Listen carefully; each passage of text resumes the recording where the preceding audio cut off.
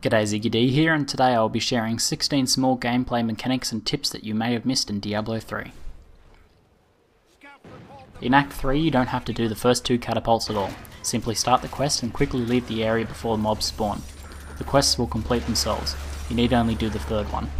Consequently, this makes getting the speed clear achievement much easier.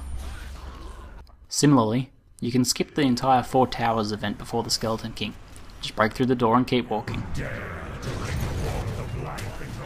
When salvaging, you don't have to drag everything over to the anvil. Instead, you can just click on the anvil and then click on the gear you want to salvage. Press enter when doing rares to skip the confirmation box, though be careful not to salvage some of your good gear. During conversations, you can simply skip all of the dialogue in one go by pressing escape. A lot of people I talk to are using space, which only skips one line of the conversation. I sincerely hope that everyone knows this by now, but you can set the skill bar to elective mode in the gameplay options menu to have complete control over your skill set. If you have made it to Inferno without this gameplay mechanic, then I'm actually pretty impressed. That would have been hard. Without doing this, you're extremely limited in the builds you can use. The Advanced Tooltips option is disabled by default in the gameplay options menu. Enabling it will show much more detail about all of your skills. Force Move is a crucial keybind as it allows you to move out of dangerous situations without accidentally attacking mobs. However, it is not bound to anything by default. I bound Force Move to my middle mouse button. Many people don't seem to realise that armor does the exact same thing as all resists. The ratio is 10 armor equals 1 all resist. Knowing this can help you find some much cheaper gear by sacrificing some all resist and instead going for bonus armor. Followers get 2.5 times whatever primary stats they are equipped with.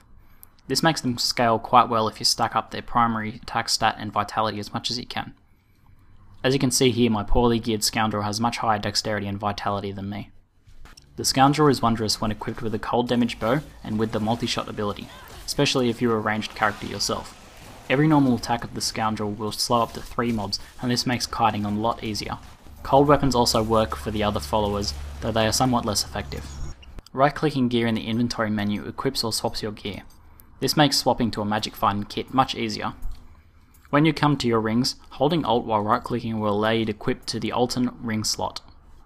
Holding Ctrl while mousing over gear on the ground will bring up their information pages. This makes skipping over low-level rares much easier in Inferno. This tip goes further than this though. Opening up your inventory and then mousing over with Ctrl held will actually bring up the gear comparison boxes so that you can see if it is an upgrade for you. This second part is pretty rarely useful though, because, be honest, how often do you actually find your own upgrades? Pressing enter and then shift clicking an item will link it in the chat. You and anyone you link to can then click the link to show the gear information panel.